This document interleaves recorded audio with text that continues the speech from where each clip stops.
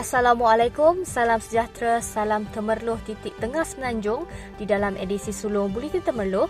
Bersama saya Izzati Muhammad akan membawa anda menyelusuri layar informasi sekitar daerah Temerloh serta negeri Pahang.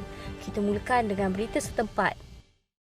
Jabatan Kampung Seberang Guai di sini dijangka siap sepenuhnya dan dibuka untuk kegunaan orang ramai pada hujung September depan, kata Timbalan Perdana Menteri Datuk Seri Ismail Sabri Yaakob. Beliau berkata pembinaan jabatan yang dapat memanfaatkan kira-kira 2,000 penduduk sekitar kawasan itu sudah siap 98% setakat ini. Pembinaan jambatan sepanjang 770 meter yang mula dibina pada 2017 dengan anggaran kos sebanyak 98.5 juta ringgit Malaysia itu bakal memendekkan tempoh jarak perjalanan penduduk kampung itu ke pusat bandar Bera daripada 1 jam 20 minit kepada hanya kira-kira setengah jam. Turut hadir Datuk Nur Azmi Makludin, Aden Kuala Semantan menyambut Yang Berhormat Datuk Seri Ismail Sabri Yaakob. Dalam pada masa yang sama, Datuk Seri Ismail Sabri Yaakob juga turut berkesempatan turun ke Kampung Caruk Puting bagi menyampaikan sumbangan kepada penduduk yang terkesan akibat pandemik COVID-19.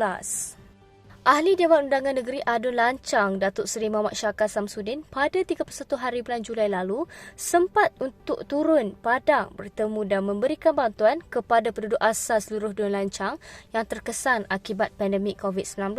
Bantuan yang berbentuk barangan keperluan asas seperti beras, tepung, susu pekat, kicap dan biskut tin telah diserahkan dengan jayanya oleh Syarkar di dalam satu majlis ringkas di Balai Raya Kampung Sungai Enggang di Lancang pada Sabtu lalu.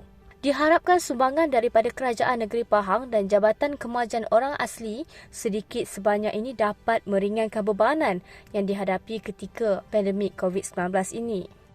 Sebanyak 4.5 tan buah durian kampung habis dalam tempoh 2 jam selepas diagihkan secara percuma kepada penduduk di Kampung Sungai Kepong di Lancang dan sekitarnya pada hari Ahad yang lalu. Pemilik syarikat insurans perumahan AAIA Teraju Sendirian Berhad yang menyumbangkan buah berkenaan memberitahu raja buah itu diagihkan secara pandu lalu kepada penduduk. Menurutnya, ia program julung kali syarikat itu yang memilih durian sebagai sedekah berbanding tahun-tahun sebelumnya mengagihkan sumbangan makanan. Roslan mengagihkan durian secara pandu lalu kepada penduduk. Beliau juga gembira kerana agihan berjalan lancar dan hasrat syarikat itu tercapai selain mematuhi prosedur operasi standard SOP yang ditetapkan oleh kerajaan. Sementara itu, seorang penduduk, Mat Abdul Wahid, gembira kerana ada pihak yang sudi mengagihkan durian kepada penduduk kampung secara percuma dan memuji usaha syarikat tersebut. UMNO Bahagian Temerloh yang diketuai Datuk Seri Muhammad Syakar Samsudin menyokong penuh kenyataan Menteri Besar Pahang Datuk Seri Wan Rosdi bin Wan Ismail bahawa wujud unsur manipulasi dalam ulasan-ulasan berkaitan proklamasi darurat dan ordinan darurat 2021. Beliau turut menyeru pihak berkaitan supaya tidak cuba untuk berselindung pada perkara 40-1 dan 40-1A Perlembagaan Persekutuan untuk mengatakan bahawa Yang di-Pertuan Agong hendaklah menerima dan bertindak mengikut nasihat jemaah menteri. Beliau juga berharap pihak yang berkaitan untuk mengelak memanipulasikan ulasan demi kepentingan politik masing-masing. Sebaliknya, rakyat perlu dijelaskan perkara sebenar supaya tidak keliru. Datuk Seri Muhammad Syakar Samsudin telah melakukan beberapa siri lawatan ke tempat tumpuan pelancongan di sekitar negeri Pahang untuk membantu pemain-pemain industri pelancongan yang terjejas akibat pandemik COVID-19. Bantuan termasuklah bantuan keuangan kepada pengusaha-pengusaha dan pemandu pelancong termasuk mempertingkatkan pemberian vaksin kepada kawasan-kawasan pelancongan ini terutama kepada pemain industri dan penduduk setempat dan lantas membentuk imuniti kelompok di kawasan berkenaan dan seterusnya. Dan hari ini saya meneruskan lagi iaitu lawatan kita ke Taman Negara. Selain daripada kita memberikan bantuan kepada pemain-pemain industri, iaitu di sini kita bagi kepada pemandu-pemandu bot dan juga kita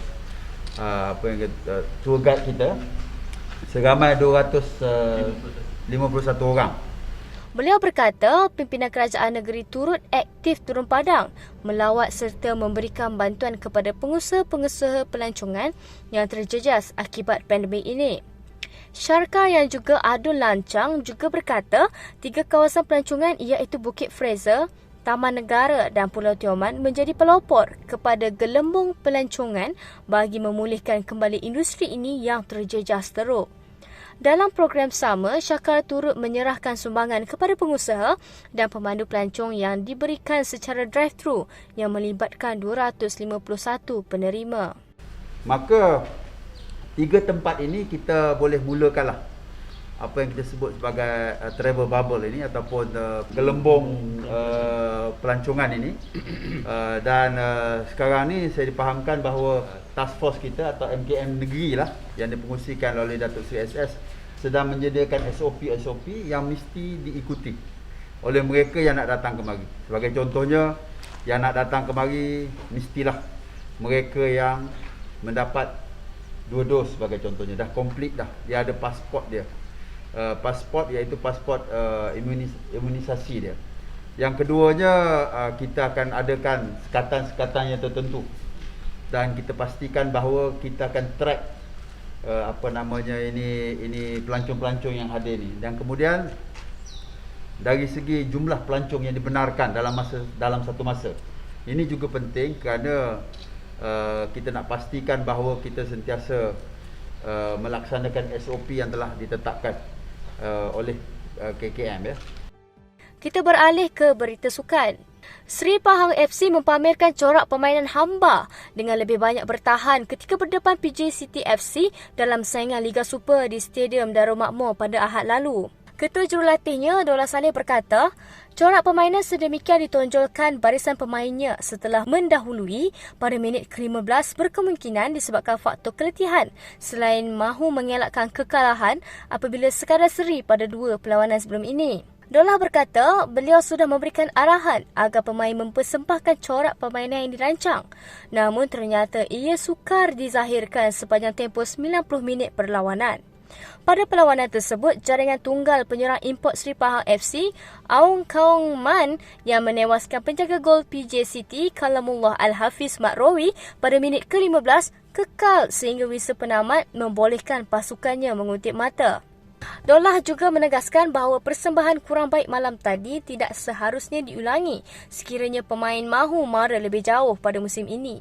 Sementara itu, pengendali PJ City FC, P. Maniam, mengakui Tok Gajah berhak menang kerana anak buahnya tidak mempamerkan persembahan kemas, terutama di bahagian pertahanan. Maniam berkata perubahan rentak permainan sebenar pasukannya bagaimanapun dapat dilihat pada separuh masa kedua apabila mereka lebih banyak mengatur serangan dan memperoleh 3 peluang bagi mencipta gol, namun gagal membolosi gawang lawan.